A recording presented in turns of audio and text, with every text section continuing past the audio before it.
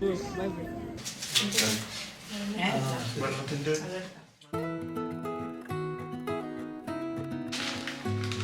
everyone, welcome back to another video after a while.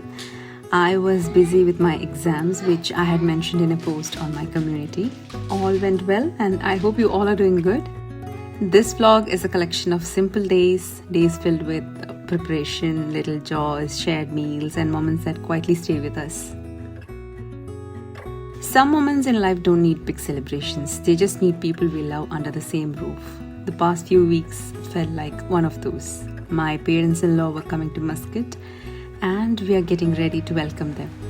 As I arrange the room, fold the bed sheets and place little things in their place, I realize how much love is hidden in these small actions.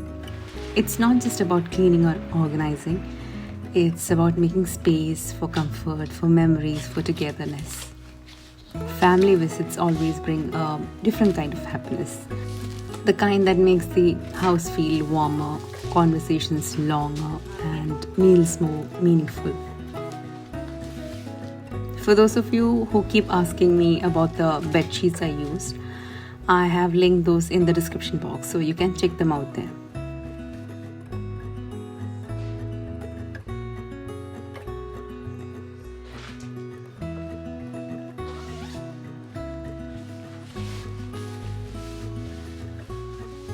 We live in a 3-bedroom villa and that extra bedroom was never just extra for us, a space kept ready with love.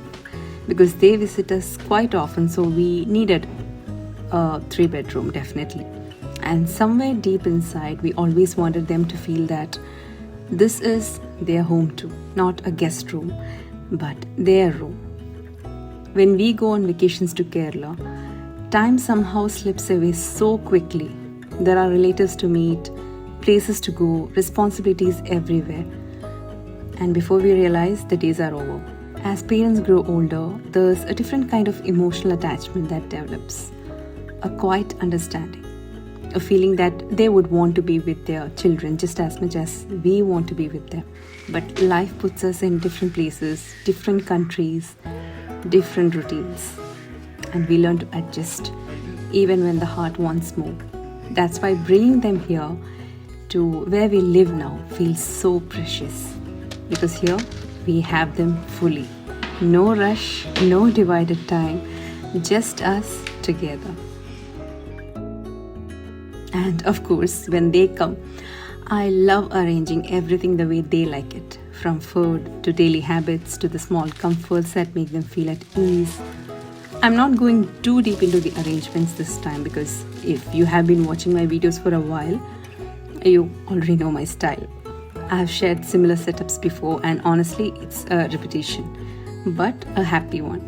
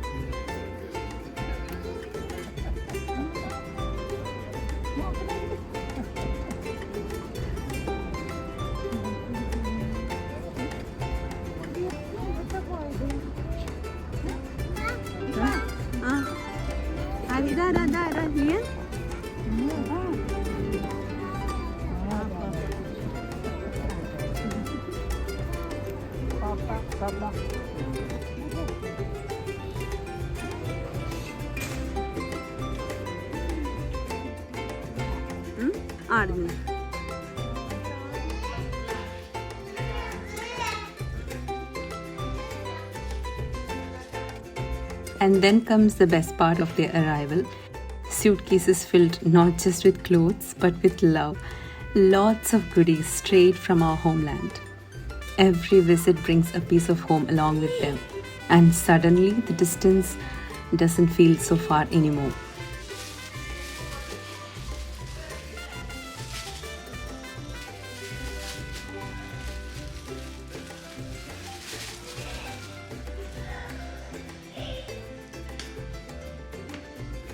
These are a few plant cuttings from my sister-in-law Shabna. I had asked her if she could send me some money plant cuttings, and of course, she sweetly said yes. She has quite a few beautiful pothos growing in her garden, and once upon a time I had my plants too right here. But in our previous apartment, the living room didn't get much sunlight, and then came pregnancy, childbirth, and the life just took over. Slowly, I drifted away from taking care of my plants, and one day I had to give them away, along with the pots. I remember feeling so sad about it. Not because they were just plants, but because they were something I loved and couldn't hold on to at that time.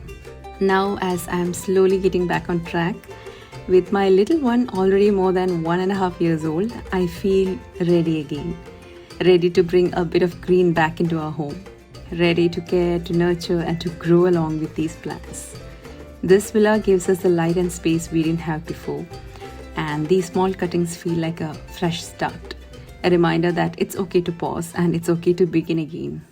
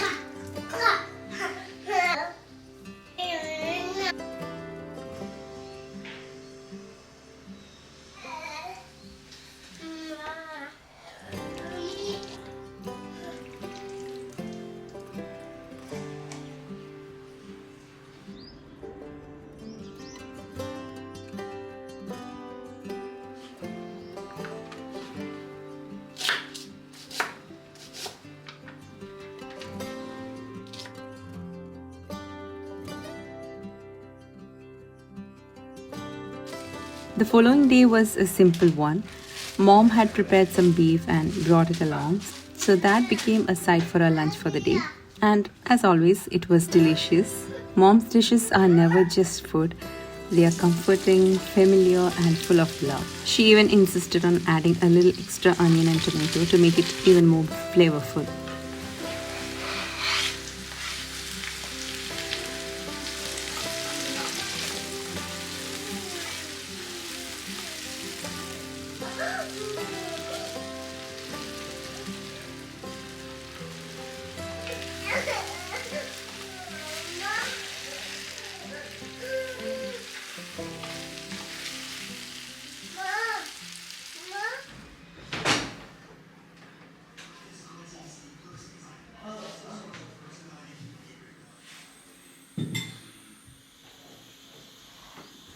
And just like that, it was lunchtime.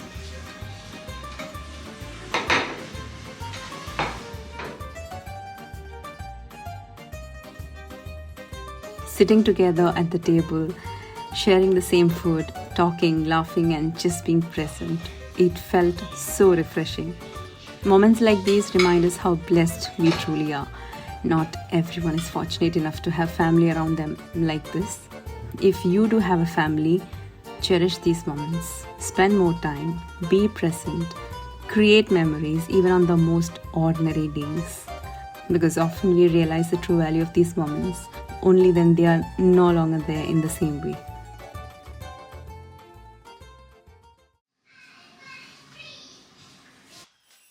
A couple of days later, I completed my first exam, and then came a long gap before the next one, almost 10 days.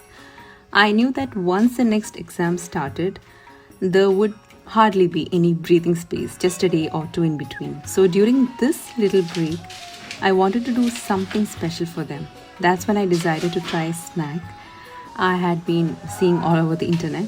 It's a Turkish dish, but the process instantly reminded me of Kerala parota with some meat added on top. I don't really know the exact name of the dish, but I knew one thing for sure. I wanted to try it. I started by preparing the dough. It's very similar to the Kerala parota dough. and needs to be kneaded really well. I used my stand mixer for this because the dough needs to be soft and elastic. The ingredients are very basic: flour, egg, oil, salt, a little sugar, and room temperature water to knead it all.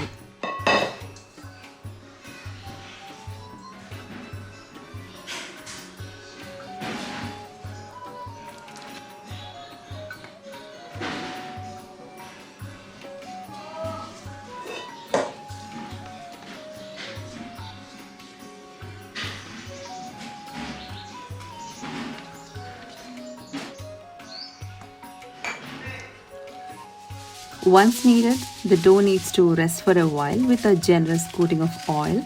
That oil makes all the difference. It helps the dough stretch beautifully without tearing.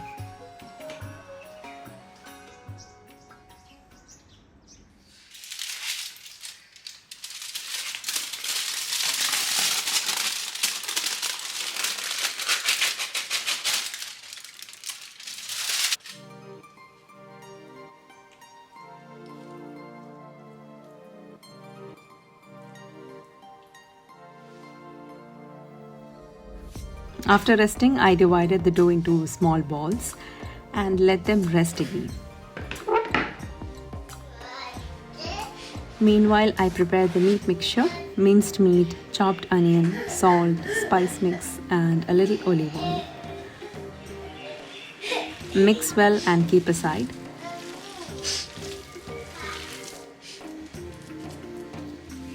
Once everything was ready, I cleared the counter space because this part needs some room.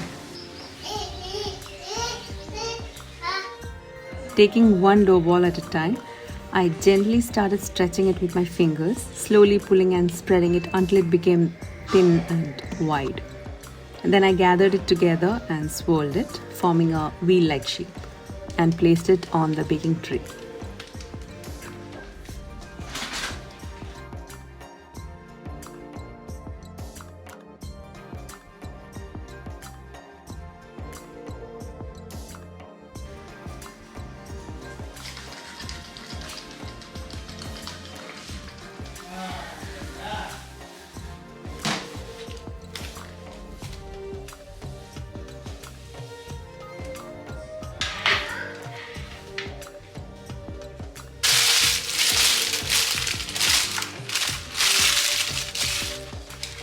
I removed two pieces and placed them separately because father doesn't eat meat, so I plan to add eggs to those later. For the rest, I shaped the minced meat into small portions, placed them gently on the dough, and spread them slightly.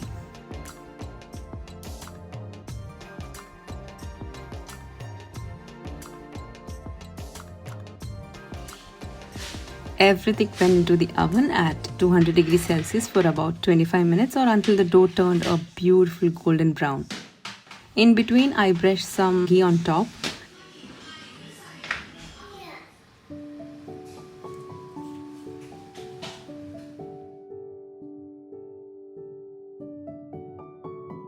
For the egg ones, I placed half-boiled eggs and seasoned them with salt, chili flakes, and pepper. Just give a little tear on top of each egg.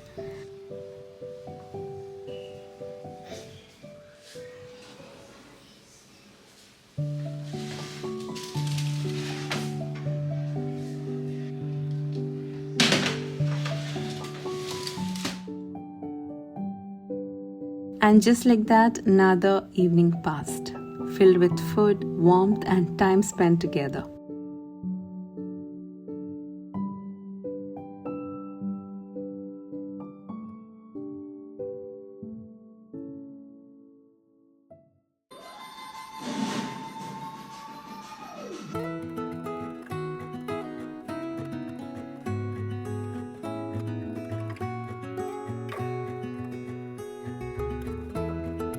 In between the days at home, we also went out a few times for dinner, just taking them along, trying different restaurants, and enjoying a change from home food.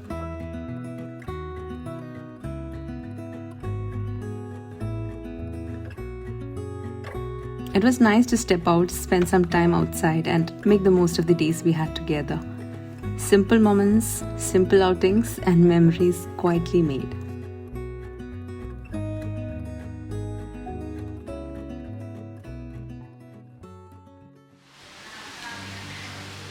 The weather here has been quite chilly these days, and one day it rained, not heavily, but just enough to make the day feel extra beautiful.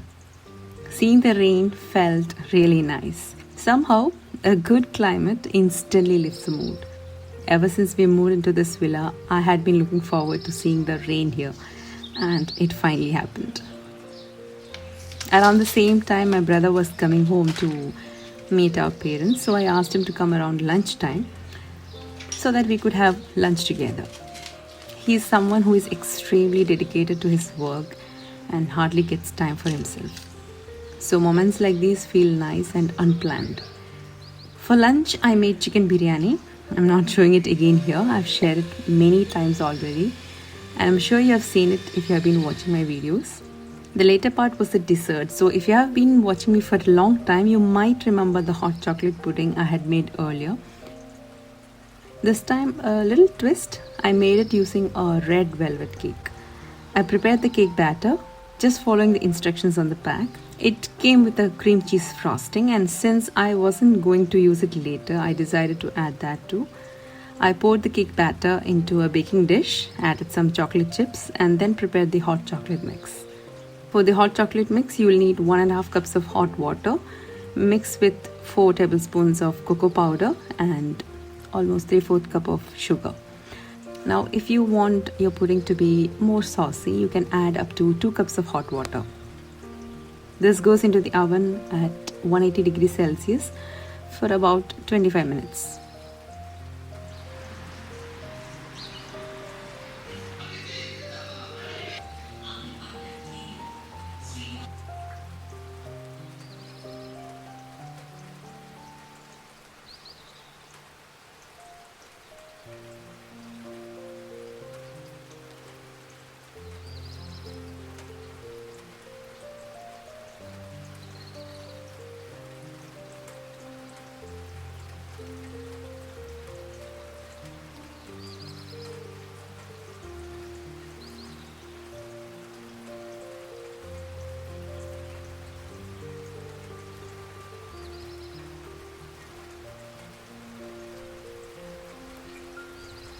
I served it hot with vanilla ice cream on top and a little cream cheese frosting as well. Simple food, pleasant weather, and an easy day at home.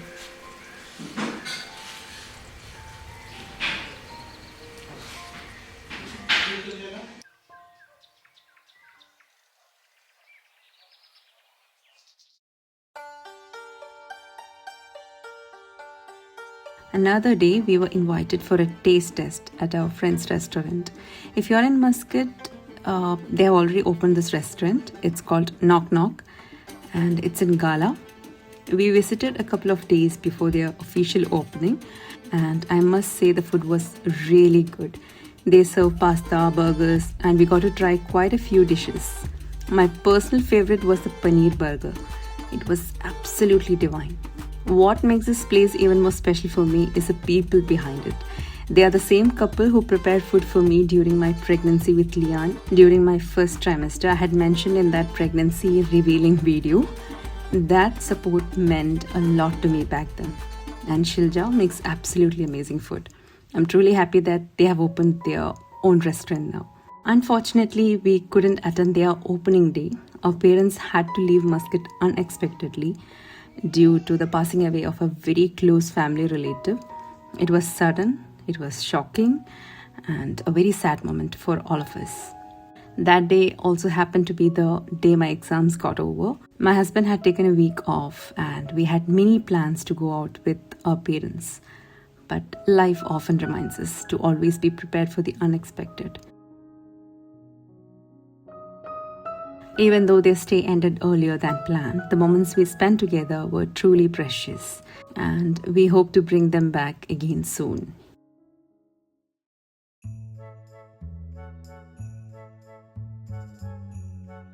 Before ending this vlog, let me show you one thing. On the last day of my exam, a friend of mine who was also attending her exams, prepared a homemade honey cake for us.